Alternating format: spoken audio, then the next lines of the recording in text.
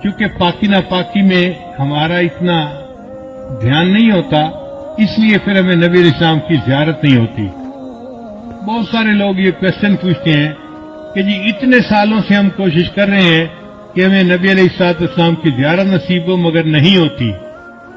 عام طور پہ جو ہم نے بزرگوں سے سنا ہے اس کی دو وجوہات ہوتی ہیں، ایک نگاہ ناپاک ہوتی ہے اور ایک بدن یا کپڑے ناپاک ہوتے ہیں، جس کی وجہ سے زیارت سے محروم ہو جاتے ہیں۔ اگر ان دو چیزوں پر محنت کریں تو اللہ تعالیٰ زیارت نصیب جلدی فرما دیں گے۔ نگاہ کا بہت زیادہ پرہیز کریں، 100% پرہیز کریں گے تو اللہ تعالیٰ کی طرف سے پھر نبی علیہ السلام کی زیارت والی سعادت نصیب ہو جائے گی۔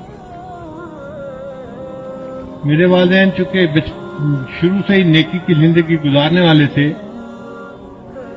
تو میں نے تذکرۃ الاولیاء کتاب 5ویں کلاس میں پڑھی تھی۔ 5ویں کلاس کے بچے کو تو ابھی کنسیپٹ بھی نہیں ہوتا، مگر مجھے والد صاحب نے وہ کتاب لا کر دی کہیں سے، تو میں نے اس میں اللہ والوں کے واقعات پڑھے تو دل میں بڑا شوق ہوا کہ مجھے بھی اس لائن پہ چلنا ہے اور اللہ والوں کی لائن پہ آگے بڑھنا ہے۔ پھر اس میں ایک کتاب میں نے پڑھا کہ نگاہ کا بہت پرہیز کرنا چاہیے۔ تو چھوٹی عمر میں، ابھی میں بالغ نہیں ہوا تھا، اس عمر سے ہی نگاہ کا پرہیز شروع کر دیا۔ بہت بچتا تھا، بہت نگاہ کو بچاتا تھا، اور مجھے اس زمانے میں اپنی والدہ سے ڈانٹ بھی بہت پڑتی تھی۔ ہر دوسرے تیسرے دن کوئی محلے کی آنٹی آتی اور میری والدہ کو کہتی، تیرا بیٹا جا رہا تھا، اسے تو ہمیں سلام بھی نہیں کیا، یہ تو ہمیں اپنی خالہ ہی نہیں سمجھتا۔ اور امی مجھے بلا لیتی تھی، بیٹا تو نے اپنی خالہ کو سلام کیوں نہیں کیا، یہ تو میری کلاس فیلو تھی، یہ تو میری سہیلی تھی، ہم بچپن کی دوست ہیں، تم سلام تو کرتے۔ اور مجھے پتہ بھی نہیں ہوتا تھا کہ یہ آنٹی کہاں گزری تھی اور کہاں اس کو سلام کرنا تھا۔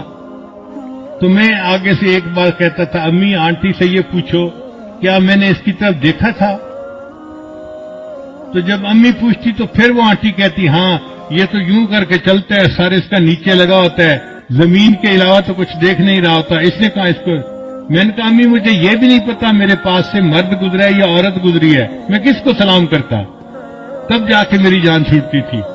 لیکن اندر اندر مجھے بہت غصہ آتا تھا ان آنٹیوں پہ، سارا محلہ خالہ بنا ہوا ہے، سارا محلہ آنٹی بنا ہوا ہے، اور بس ان کو سلام ہی کرو چلتے ہوئے۔ لیکن نگاہ کی اتنی حفاظت کا بہت فائدہ ہوا۔ مجھے آتے جاتے جوتوں کی آواز سے پتہ چلتا تھا کہ قریب سے کون گزر رہا ہے۔ عام طور پہ مردوں کے جوتوں کی آواز اور ہوتی ہے اور عورتوں کے جوتوں کی آواز ڈیفرنٹ ہوتی ہے، اس سے اندازہ ہو جاتا تھا کہ قریب سے گزرا کون ہے، ورنہ کپڑا بھی نہیں دیکھتے تھے کہ قریب گزرنے والا کون تھا۔ اتنی نظر کی حفاظت کرنی ہوتی تھی۔ اس پر اللہ رب العزت نے پھر جو مہربانیاں کی وہ اب کیا بتائیں آپ کو۔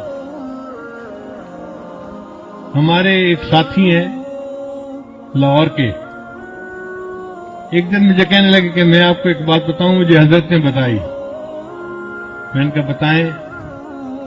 کہنے لگے کہ حضرت نے مجھے بتایا کہ دیکھو اس وقت آپ کسی مسجد میں کھڑے تھے، آپ کی طرف اشارہ کر کے حضرت نے کہا کہ اس بچے کو اس وقت 100 سے زیادہ مرتبہ نبی علیہ السلام کی زیارت ہو چکی ہے۔